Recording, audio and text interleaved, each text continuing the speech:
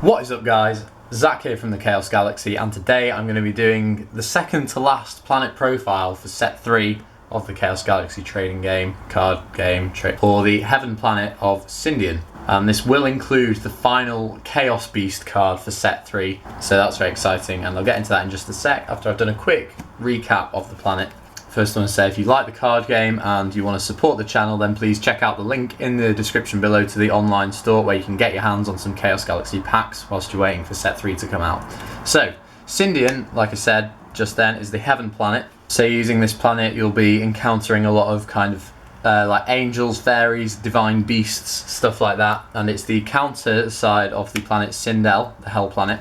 And the strategy of the planet Sindian is to basically get a big card advantage over your opponent. So all the cards are supposed to be like in harmony, they work with each other, working together, and you just amass like a big amount of cards to kind of just overpower your opponent by sheer numbers. So there's quite a few weak creatures which you bring out in numbers, and some very powerful ones too.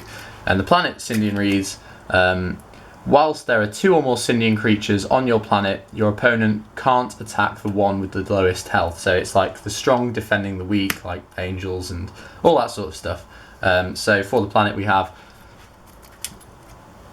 Orbov, the really rare Tonex, Cloudicorn, Angelical, Bogabooga, the fan favourite card Drangel, Paradrax, and then the support card is Divine Doom, and that rounds off all the cards for the planet Sindian in set 1. Set 2, we've got the cover card for set 2, the most powerful card for the planet so far, Elite Drangel, Ploob, Divinite, Helix, Dupab, Sky Sentinel, the combiner creature and the creature with the highest health in the game, and then Benevolence is the support card in set 2. They don't have a starter deck yet, so I'll get into the set 3 cards now. So the first card we have is an Ancient Warrior from the battle between Sindel and Sindian, and the Great Galactic Divide, which I'll get more into in the lore videos in the Chaos Galaxy. But this is Ancient Utopianon. He's got 100 power and 150 health. He's a 4-star common, and he reads, this creature gains 50 power and health for each of your other zoned creatures. So it's not just Sindian creatures, however I think this card works best with Sindian creatures because there's a lot of like 1-star creatures on the planet that are easy to play. Cards like Orbov, which are completely free to play, so you could play the Ancient Utopian and then kind of plan some move where you bring back an Orbov, like cosplay a weaker creature, and you go up to like 200 health and be pretty powerful. So Ancient Utopianon's a fun card. I can't see it being too competitive, but definitely a strong card for the planet. Next up, there's a card you've already seen, which is Gomba Jabal. A very strange card, 60 power, 170 power, 160 health, and once per turn you can kill a 1-star creature on your planet and pay 3 stars to draw 2 cards. So again, a generic card, but works well with a lot of weak creatures from the planet like Bogabooga, Helix, whereas although this card is just more made for the like 1-star strategy. The next card is just a really strong, just non-ability monster. Not much to say about it, but Chworban Chariot. There's the Chworb there. It's a kind of angelic / demonic looking, I don't even know what it looks like, but anyway, 290 power, which is actually the highest power and health for any 4-star or lower creature, so a very strong card. 70 health, which is quite weak, but I just thought I tend to make Sindian creatures with a lot higher health than power, so I thought giving them a strong creature like this could really boost the planet. And yeah, now Chworban Chariot surpasses Pyronite for the strongest creature in terms of power. That's 4 stars and under, which means you can play it in a turn. So quite an important card in the game there. Next up, I've got into this quite quickly, but I really want to show it. It's the Chaos Beast for the planet Sindian, standing alongside Cerberam of Sindel and Terracon of Roka. This is the 9-star, really rare. Yeah, it's the most powerful creature for the planet so far, but this is Stalius of Sindian.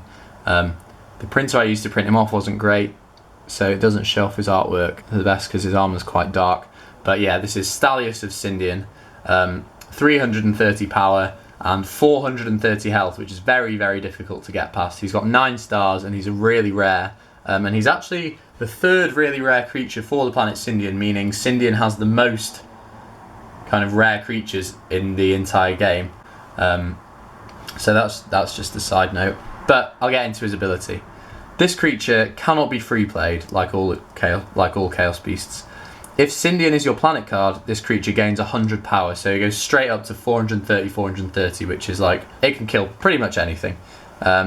If this zoned creature is killed, you can free play any one of your killed Sindian creatures.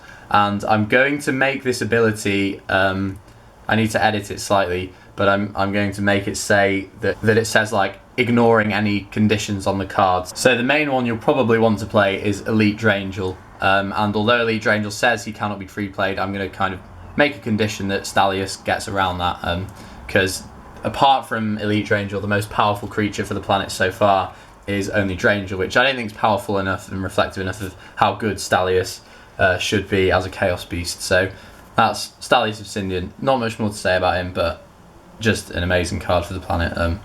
Really solid.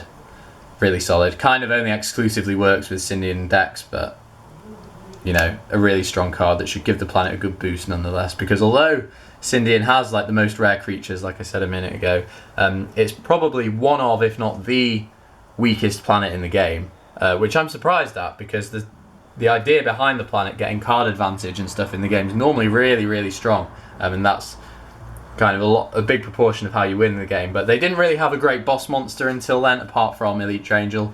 But to play Elite Drangel, you need to be using regular Drangel, and it can be quite difficult to play and inconsistent. So Stalius is just a really good boss monster, which should give the planet a huge boost, and kind of put Sindian on the map where it should be, I think, in terms of the competitive side of the game. The next card we have, you guys have already seen it. This is Kaleidoscope Warriors. She's got 130 power and 40 health, and after this creature attacks, you can look at your opponent's hand and kill one attachment card in it, if they have any. This used to say activator cards, but there's a lot of cards I've made in set 3 that counteract activator cards, so I thought Kaleidoscope Warriors could give some hate on attachment cards instead. And yeah, pretty solid card. Again, goes with the Sindian ability of giving you card advantage over your opponent, not by giving you cards, but by taking away your opponent's, which is a great way of doing things, I'd say. The next card we have is a 1-star, although he's a rare. He's very weak, but very cute at the same time. He's Shaka Fly. Like I said, very cute. 10 power and 40 health. Pretty bad stats, not going to lie there. But when this creature is killed by an attack, the turn player's turn automatically ends. So this is really good for stalling. If your opponent attacks and kills him, as easy as it says, their turn ends. And for the cost of only 1 star, it's quite a good ability. Or for some reason, if you want your own turn to end, you could attack with him against something, kill himself, and then your turn end. Although I can't really think of a situation where you want to do that. But anyway, Shaka Fly, I think is a very good card. Hence why I've given him the rare status, considering he's only a 1-star. The next creature, there is another creature for the planet Sindian apart from the one I'm about to show you, but that's part of an archetype, which I'm going to save for an archetype 101 in probably my next video. But the final card we have, I'm just going to show you this because it's the boss monster for the archetype, although it's quite a generic card. It is Ozo, the Titan of Justice. I'm really pleased with the way this artwork came out.